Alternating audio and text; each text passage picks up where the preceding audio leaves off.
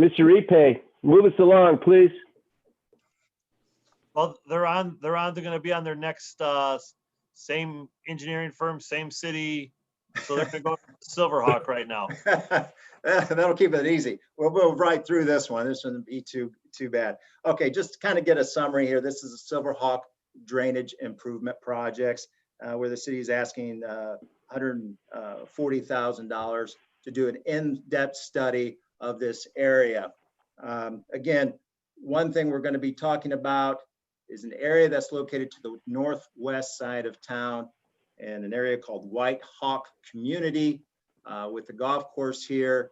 We see a lot of the housing, a lot of apartments out in this location. What we have going on here is we have a severe amount of flooding that's occurring throughout a portion of these additions. Right here, Beaver Dam Ditch actually extends along the north side here and down the east side. Actually, I'm going to zoom in here in a second, but I wanted to talk quickly about what they are facing with out there. They have a lot of the streets out there that are continually getting flooded during any heavy rain event. Here we see somebody pulling a car that broke down in the water, didn't quite make it through. We see a street here. Actually, first time I saw this, I thought this was a river going down through here, but this is one of the streets. And of course, things being closed off. Sometimes we think, well, that may not be a big deal. Well, the problem is, on this, it is a real big deal. And I'm going to talk you through this. So here on the left, we have kind of a blown up figure of this area. Again, we have the ditch, which is this blue dotted line here. And the area that we are specifically talking about is the Silverhawk Drive, outlined in blue. These are the areas that continually flood out there. Now, throughout the area, there's detention basins. You can see them out here. Over here to the right, you'll see the detention basins, but also these blue lines here are storm sewers. Those are storm sewers, collect the water, they discharge it into these various detention basins. The detention basins ultimately go from basin to basin, where it connects to an outfall pipe. This outfall pipe extends to the east and into Beaver Dam Ditch, which is about a 42-inch.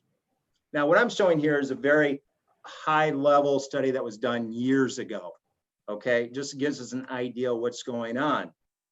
Now, this high level was looked at was incorporating a parallel 42-inch, this is shown by this pink line, that would maybe take additional stormwater to the Beaver Dam Ditch. That's a bad idea because, well, in Sowerman Woods, we just tried to remove all that water. Then here we are, we don't want somebody coming in, put another large pipe and discharging all that water we've been trying to remove right back into the ditch again, the same ditch we're removing water from. So we've got these issues out here, and the problem is 144 dwelling units are affected. And what I'm talking about is all these apartments, condos here on the north, all the housing down through here. There's only one way in and one way out. So anybody on this side, when that road floods as bad as it is, emergency vehicles, anything, forget it. There's a real issue out here. Now, you might ask, and the question I ask is, well, how long has this been going on? You know, this has been out here, what, 16 plus years?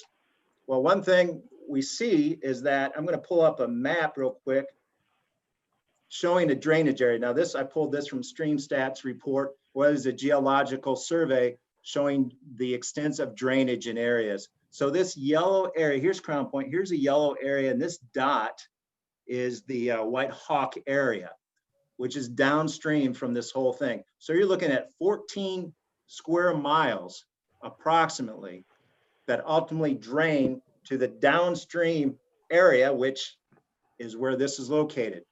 Now, the question too is, well, how was this designed originally when it put in? I don't know.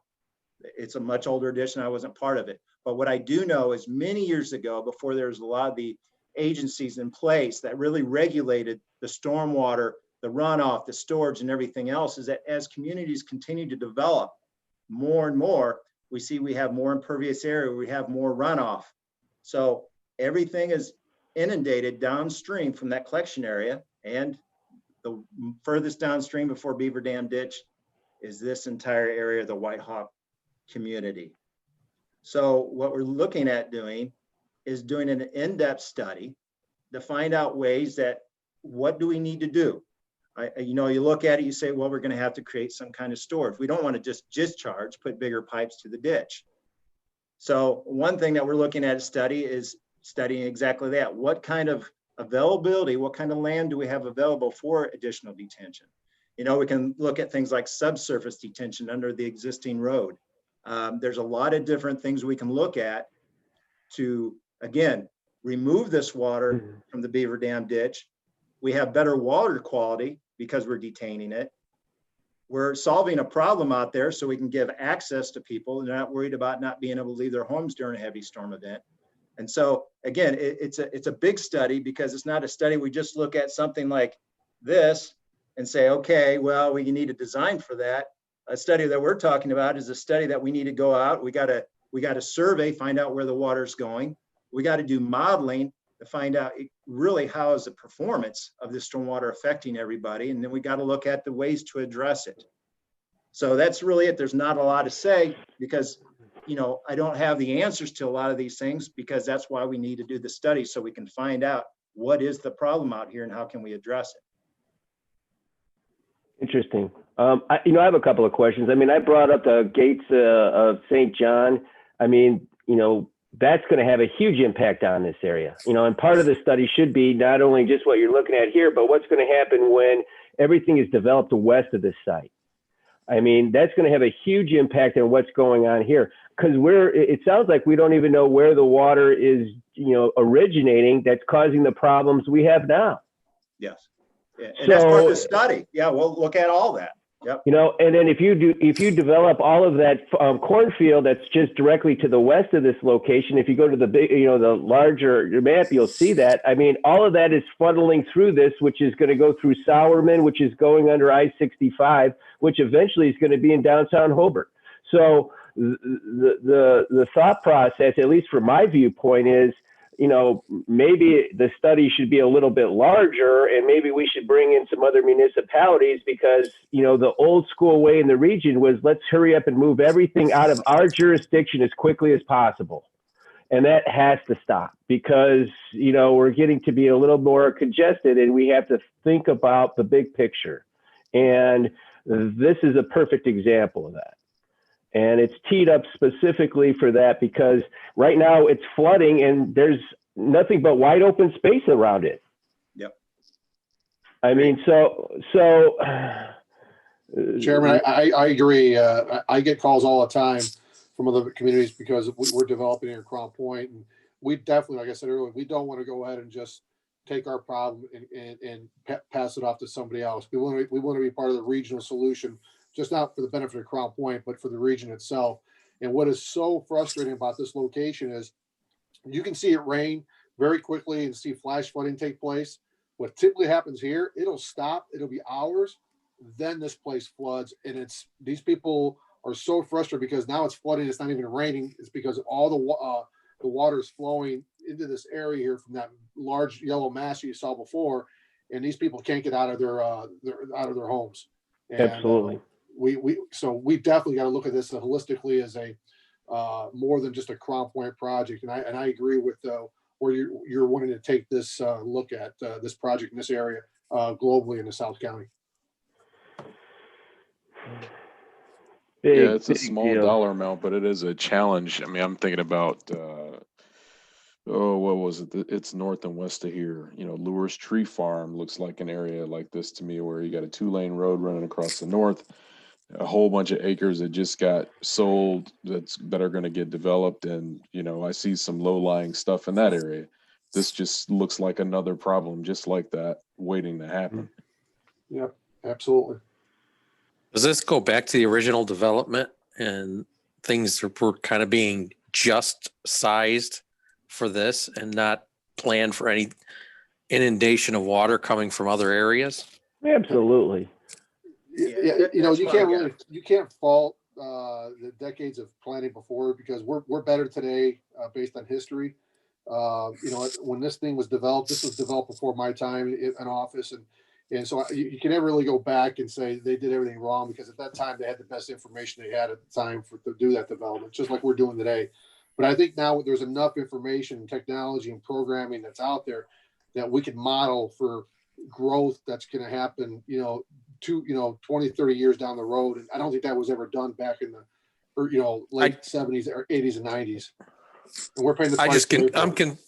I'm a little concerned, Mayor Uran, that we're going to do this, but we're not looking at the 20,000 foot view. We're only looking at the 5,000 foot view.